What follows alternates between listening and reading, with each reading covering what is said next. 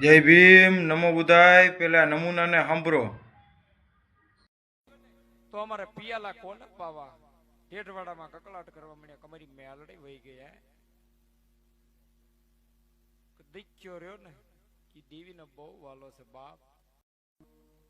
આ માંગધરાની જગ્યામાં જોવો ને તમારી દેવી મેલડી કહેવાય, કરોડોનો હિસાબ લઈને આવી હતી ઢેઢવાડામાં. હું વાઘરીની જેવું કહેવાય બાપ.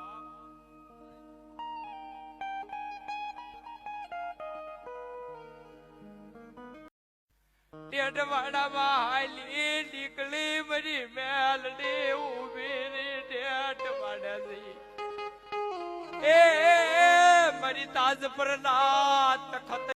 તો જોયો ને આ નમૂનાને, તેનું નામ વિશાળ બથવાર છે. તે બોટાદ ગામના છે અને તે પોતે કલાકાર છે. ડાક ડમરૂનો વ્યવસાય છે એનો.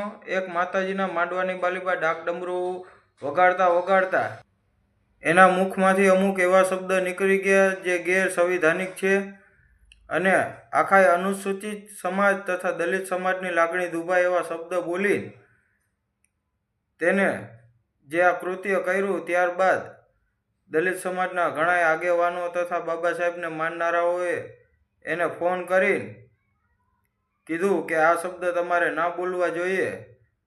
ત્યારબાદ ભાઈને ભીણ પડી, ફાટીને હાથમાં આવી.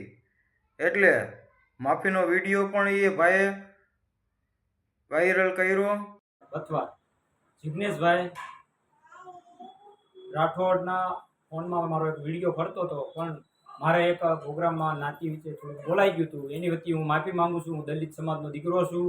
મારી દલિત સમાજને મારી ખાસ નમ્ર વિનંતી, મારી ભૂલ થઈ ગઈ, હવા આવી મારી ભૂલ નેતા. જય ભીમ. પણ અમુક જે નંગો એમ કહેતા હોય છે કે દલિત સમાજ આ ખોટી એટ્રોસિટીની કલમો લગાડતા હોય છે અને ખોટી ફરિયાદ કરતા હોય છે. તમારો બાપ આ ખોટી એટ્રોસિટીનું ફરિયાદો થાય છે. આવા કૃત્ય થાય છે એટલે એટ્રોસિટીની ફરિયાદો થાય છે. અને જે પ્રોગ્રામમાં એ ભાઈએ જે આ ગેરસંવિધાનિક શબ્દ બોલ્યા, ત્યાં કોઈ પંચના ભૂવા કે જે માતાજીનું નામ લઈને ગાતો તો એ માતાજી એને બચાવવાનું આવી. એટલે જેટલા પણ કલાકારો, તમારું કામ છે તમે વગાડો, એ તમારું કામ કરો, પણ બાબા સાહેબનું સંવિધાન હાલે છે. આ ગેરસંવિધાનિક શબ્દ ન બોલો. પછી ભીણ પડે ને તે અહીંયા તમને કોઈ ભુવાઈ બચાવવાનું આવે, કોઈ માતાજી બચાવવાનું આવે. અત્યારે ભાઈને પૂછો કે કોઈ માતાજી કે તમને કોઈ બચાવવા આવ્યું, ભી પડી તો પછી ફરિયાદો થાય ને પછી માફી માંગવી પડે આવા કામ ન કરતા હોય તો. અને મારા સમાજને ખૂબ ખૂબ ધન્યવાદ કહેવાય કે તાત્કાલિક એને ફોન કરીને પછી ભાઈને સારી રીતે પાઠ ભણાવવામાં આવ્યો અને ભાઈ માફી માંગતો વિડીયો વાયરલ કર્યો. જો આવી રીતે સમાજમાં એકતા રહીને તો આવા જે અમુક કલાકારો હોય છે, બધાય નહીં, અમુક એ આ જ્ઞાતિ પ્રત્યે આવું બોલતા હોય છે ને, એ ટૂંક સમયમાં બંધ થઈ જશે. હજી પણ ઘણો જાતિવાદ છે. તે આ વિડીયોમાંથી હું તમને જણાવવા માગું છું કે હજી કેટલાય પ્રોગ્રામમાં આવું થતું હોય છે.